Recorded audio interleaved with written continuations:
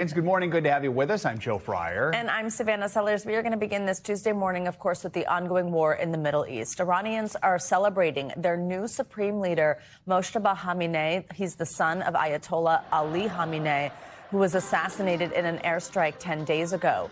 But those celebrations come as Iran launches missiles and drones at their Gulf state neighbors and Israel, targeting critical infrastructure like power plants, hotels, airports, and data centers. Back in the U.S. last night, Vice President J.D. Vance attended the dignified transfer for the 7th U.S. service member killed in the war with Iran. His name is Sergeant Benjamin N. Pennington. He was a member of the Army's 1st Space Battalion and 1st Space Brigade. He was from Glendale, Kentucky, and died on the Prince Sultan Air Base in Saudi Arabia. Here at home, anxiety looms over the surge in oil prices. The price of crude oil passed $100 a barrel for the first time since 2022 yesterday. Things then did settle back down after President Trump told reporters the war will be over very soon. But the Trump administration is also sending mixed messages. The president also agreed with Secretary Pete Hegseth that this is just the beginning. We could call it a tremendous success right now as we leave here. I could call it, or we could go further, and we're going to go further. We have a team of correspondents and analysts joining us this morning to break down the latest from the ongoing war with Iran and its widening economic impact. Let's start with NBC's Matt Bradley in Israel. So, Matt, what is the latest from the ground where you are? Yeah, I mean, what we're seeing here now is a somewhat stabilizing situation, but one that's still surrounded by war. We saw that there were actually 2 deaths yesterday here in Israel from Iranian ballistic missiles and projectiles. Those are the first deaths we've seen in more than a week.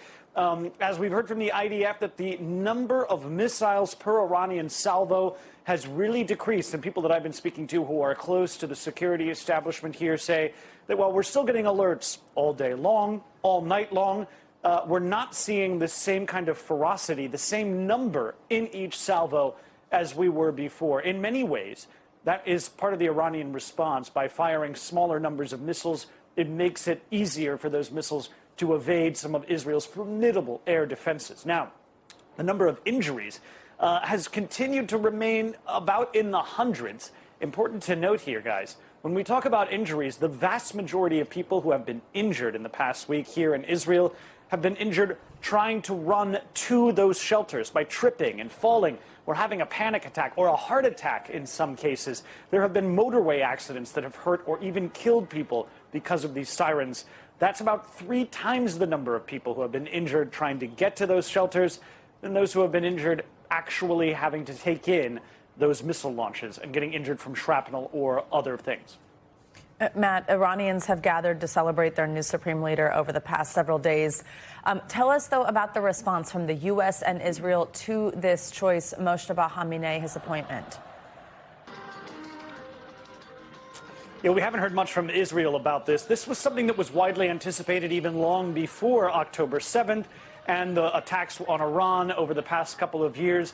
Mojtaba Khamenei was the heir apparent, even though his election really flies in the face of everything that the Islamic Republic really stands for ideologically.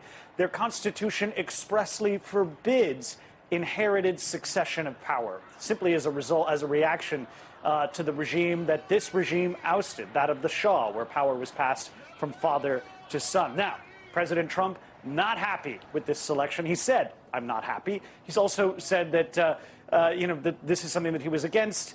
He had said earlier, kind of hinted that the big problem here, the worst case scenario would be if a bigger hardliner, if a more conservative justice took over leadership of Iran. Well, that is exactly what happened. Mojtaba Khamenei is close to the Iranian Revolutionary Guard Corps.